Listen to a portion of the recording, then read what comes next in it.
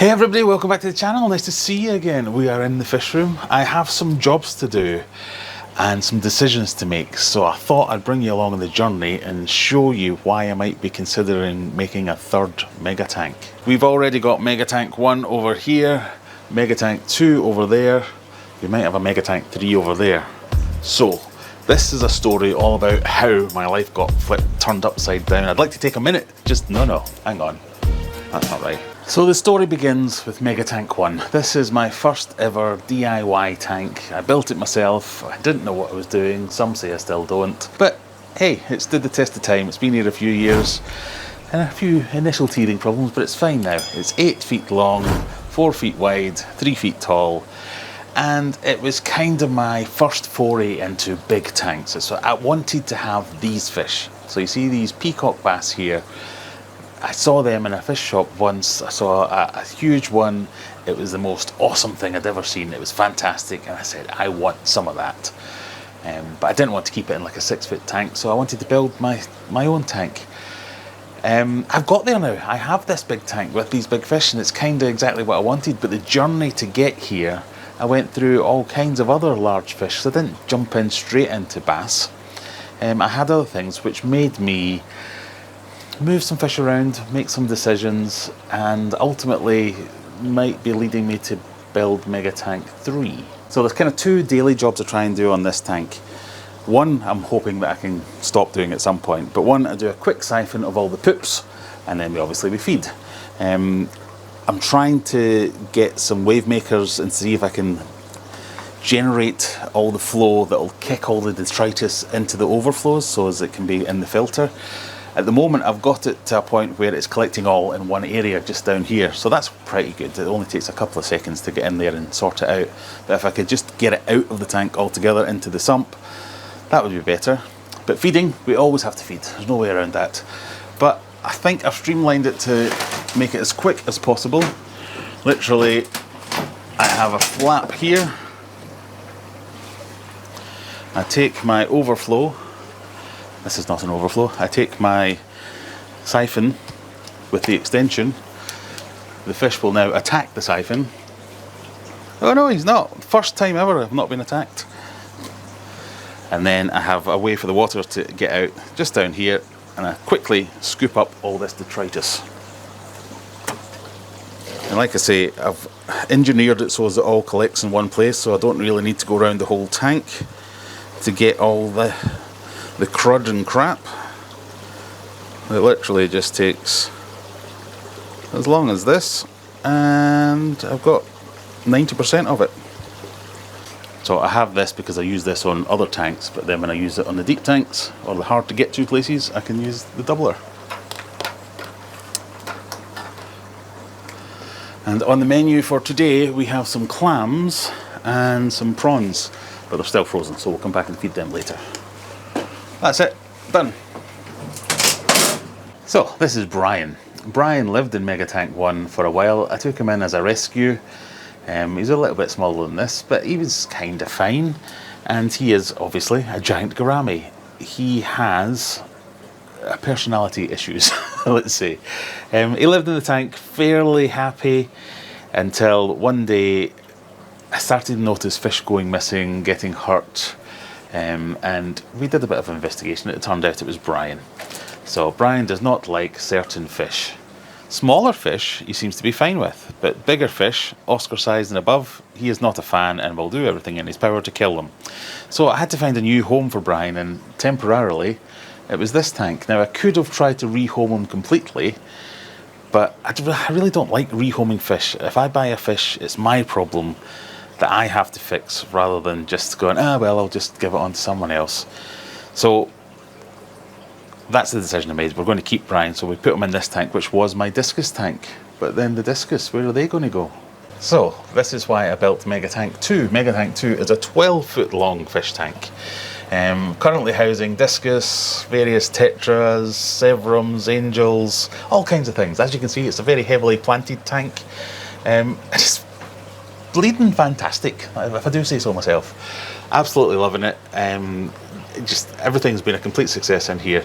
We did have one slight issue with a black ghost knife fish in here eating some of my smaller tetras, so we moved him out. But that's fine. Ever since then, it's been great. I built this system like this with the big tank up here, and then I've got space down below for some lower tanks, and it's really worked quite well. So the discus go in here. That means Brian, the giant gourami, can go in the tank over there, and we've got the peacock bass in the tank over there with the Oscars and the various other things, and everything is completely harmonious. Well, maybe not completely harmonious. So the peacock bass have taken a liking to the silver dollars. The silver dollars in here, they're a good 8 to 10 inches long. There's a couple that are maybe 6 or 7, and yeah, I'm starting to see marks on them. Never really saw what was going on, but see the marks on the odd one. The bigger ones have been left alone, but if you sit here for long enough, you'll eventually see one of the peacock bass get annoyed by the silver dollars and chase it away or snap at it. To the point where I heard an almighty crash one day and saw this picture. It was a bit like, oh, okay, this is definitely a problem. Because until then, I've been going around thinking, I need to put in more decoration, break up sight lines. It's something that I can solve easily, but no. The bass are just dustbins for eating. They will eat anything and everything. They've clearly decided the Oscar, for instance, is too big, which makes sense. But yeah, the silver dollars are taking a bit of a hit. So Brian doesn't mind the silver dollars. So the easy answer is to move them across to the tank with Brian in it, and everyone will be harmonious again. I also have in here the catfish and the black ghost knife fish, which are a little bit more elusive and bottom dwelling. And any food that goes in here, just to give you an example, gets immediately snapped up by the top dogs, being the peacock bass, then the Oscar, then the silver dollars do the sweep up. So almost nothing gets down to the bottom. So I have this ingenious device. It's called a pipe, where I can get that down to where the catfish is and drop a couple pellets specifically to him without all the other fish getting it. Which is a little bit of a faff, but it does actually work really well. The other good thing about potentially splitting Megatanks into Megatank 1 and 3 would be all the plant-eating fish would be there. So Brian, the gourami, won't tolerate plants. Silver dollars won't tolerate plants. So I've not seen the Oscar or the bass or anything else harm the plants that I'm testing in here. So once the silver dollars go over there, this could be a planted tank, and I could get rid of these horrific plastic plants and just have a hardscape in Brian's tank. I'm convincing myself here. One of the jobs I've got to do on Megatank 2 is there's an automatic water change. If you can see just here, there's a float valve that when I take water out of this, float valve kicks in and empties new water in. It's kind of broken and it's white. I do not like that, so I have purchased or procured a new one that will hopefully not be broken and is black, so will tie in a little bit better. This is just a white one. It's another white one that I've spray painted black and then clear coated a few times so that it will be safe for the aquarium. But it's got a bigger float, so it should hopefully cut off the water a bit better and be a bit more sturdy. So I just need to swap that over. I call this my semi-automatic water change system. So this is the side of the tank, and this valve here, if I just turn that, it's on a constant siphon. Oh, it's a bit stiff though. So that empties into my water butt, which pumps it out into the garden. Just do that, leave it a couple of minutes, and it automatically refills when I turn it off. And it always retains siphons, so I can just keep doing that the next time. So hopefully you can see what's going on a little bit here.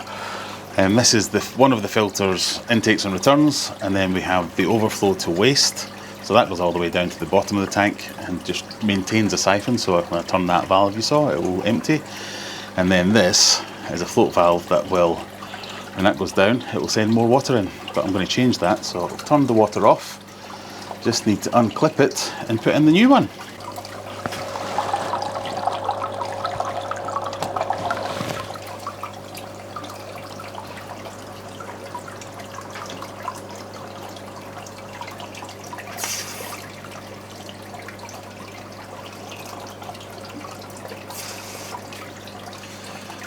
But Brian is in a 5-foot tank at the moment. That is not a big enough tank for Brian, never mind Brian and a whole bunch of extremely large silver dollars. So he's in there with one at the moment, the one that I rescued out of the mouth of the bass. But something must be done. We need to do some kind of upgrade to give something that can happily house Brian and 8 other fish. And that's why I'm thinking Megatank 3. So as you can see, this is my desk. This is where I do my live streams on a Friday night, my proper job. I work from here, I do my video editing, I do my real job, all those good things. This is like an 8-foot span that we've got here, so I'm thinking this might be a good location for Megatank 3, where I can build maybe 8 foot by 3 foot and give a tank that's suitable enough for Brian and friends and another, and then I can have a tank roughly the same size as Megatank 1, where if and when there are problems, I can move fish between them to give them a bit of a break, because it seems to be they have different personalities. The bass will tolerate some fish but not others, and luckily it's the opposite for Brian. He'll tolerate the ones they don't. So we could get on a while.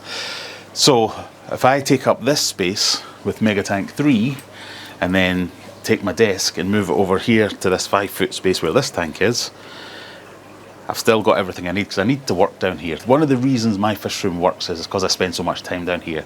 All these tanks, it's not hard to take care of them if you spend all your time down here anyway. So the odd feeding, the odd trimming of plants, cleaning of glass, whatever it might be, because I'm here anyway, I don't have to make a special trip to the fish room to do the thing. So I can come down, do a bit of work, spin round, feed a tank, wipe some glass, do a water change, whatever it is that I need to do. It kind of works quite easily, so I don't want to lose the office element of my fish room, so I have to remain in here, and I think that means I can make it work. Now, I think I can make that work fairly easily and fairly quickly. The one thing I'm thinking about is that YouTube-y enough? I've already done 2 mega tanks. All right, one of them's big, one of them's really big. This one's kind of going to be in between, in the middle. No, nothing different there. Do I try and make some kind of L-shaped thing with an incorporated desk and 3 levels and shooting out confetti cannons and things like that? I don't know. So even if I haven't made the decision yet, that's the general direction of travel for this channel. It's going to be 3 large tanks of some description plus a bunch of smaller tanks. I made a joke on my live stream that once I get 3 big tanks, I'll surely be satisfied. I don't think I got to the end of the sentence before laughing. But yeah, I do have lots of other smaller tanks that I need to accommodate somewhere. So I don't think you're ever finished in a fish room. I think that's probably the thing. But for now, we'll leave it there. Thank you very much for joining me. If you have any suggestions, let me know in the comments. Come along to my Friday night live stream. Let me know I'm being stupid. Don't buy it. Just move the fish on. Or you're doing a good thing. Keep the fish. And it's nice that you're taking responsibility. Or don't build an 8-foot tank, build a 6-foot tank or a 7-foot tank. Just make a tall tank, a short tank, a wide tank. As you like to do with all videos, leave comments, tell me what you think. Thank you very much for watching. See you on the live stream, 9 PM Friday nights UK time. Or see you in the next video. Bye! Oh, and click subscribe.